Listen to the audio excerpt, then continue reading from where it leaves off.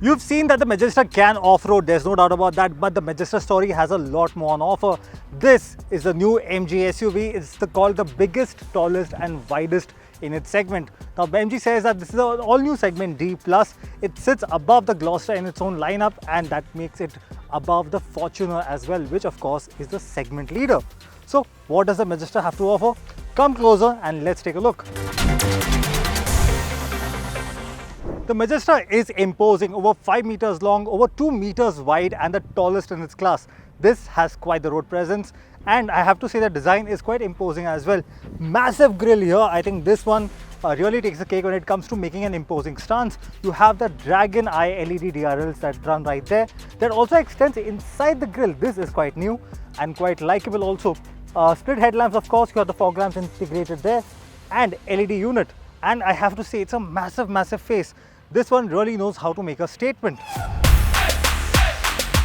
Move to the side and you see the 19-inch wheels right there. Of course, you have a lot of space right there because that's necessary for the suspension and articulation, and squared off wheel arches to add to that butch look.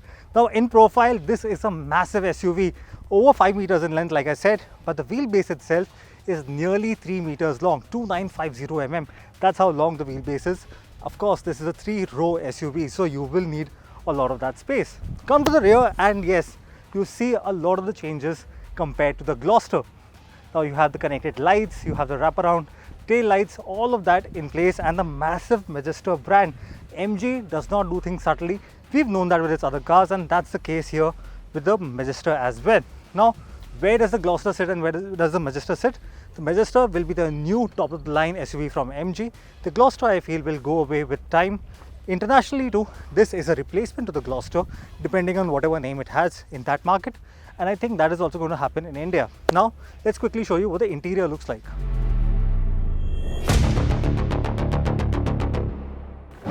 Well, step inside the cabin and you know this is a massive SUV. The seats are nice and comfortable. This one gets 12-way adjustable. The passenger seat gets 8-way adjustability. Both are electrically adjustable, of course, and they come with ventilation and massage functions. You get a 12.3-inch digital console. You also get a 12.3-inch touchscreen infotainment system. The usage is actually quite nice.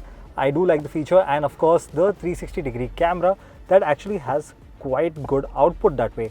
In addition to that, massive center console here. The overall quality levels are actually quite nice. This is quite decent. You have a nice chunky storage space here. You have storage under the center console as well, and within the center console there are cup holders here. There's storage under the armrest as well, and you get 2 wireless charging pads right there.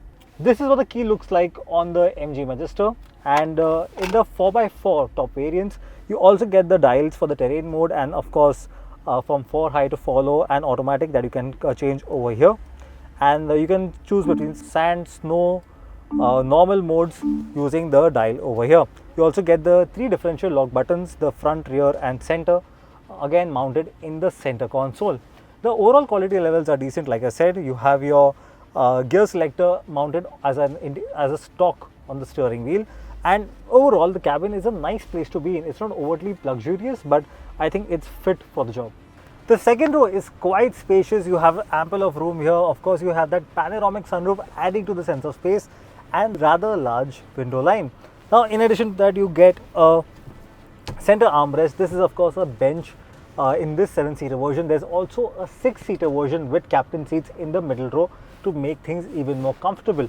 Apart from that, the car comes with 3-zone climate control, so you get your individual AC controls right there, and you also get your 3-pin charging point with 2 USB charging points right there. The third row space is actually not bad when it comes to space. I am 6'2" and I'm actually fitting into this rather well.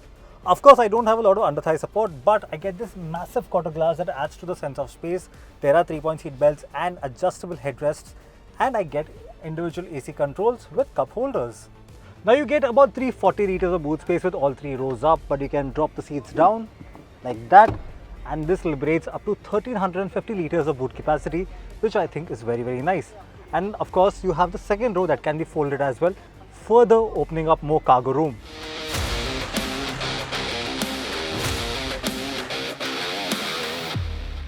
Power on the Majestor comes from the 2-litre twin-turbo diesel engine. This is the same unit that was seen on the Gloster earlier. It makes about 213 brake horsepower, 478 Nm of peak torque, paired with an 8-speed automatic transmission. Now the Majestor is available in a 4x2 version on the base variant, and the higher variants get 4x4, and that means this gets a segment first triple differential lock. There's of course the center transfer case that acts as a center differential, and then there's the front differential and the rear differential. Now all of these three work together to give you better traction on uneven surfaces, like the off-road section that MG has built here to showcase its capabilities. The idea here is to give it better articulation off-road and to do more things when you're going on uneven surfaces that our land has plenty of. The ground clearance is a generous 219 millimeters, and the water wading depth is an impressive 810 millimeters. On the safety front, the MG Majestor comes with multiple airbags, level 2 ADAS, ABS, EBD, and even roll movement mitigation, which ensures that the body roll is well contained on the massive SUV. If you are looking to bring home the Majestor, the pre-bookings begin from today for 41,000 rupees onwards, while deliveries will be all the way in May. Now, if you are an early bird buyer, you get access to exclusive off-road sessions. You also get priority delivery of the Majestor, and you get an exclusive showcase of the car in March. Prices will be announced in April, however, and we'll have to wait till then to know what the prices are. Just to give you perspective, the Gloster is priced between 38 lakh rupees to 43 lakh rupees, and I do think the Majestor could be priced somewhere between 40 and 45 lakh rupees. What do you think? Let me know in the comment section. And do you really think this could be a worthy opponent to the Toyota Fortuner? Drop your thoughts in the comment section below. And for more such automotive content, head to accodrive.com to get all the information about the Majestor, Fortuner and all other cars on sale in the country. Thank you so much for watching.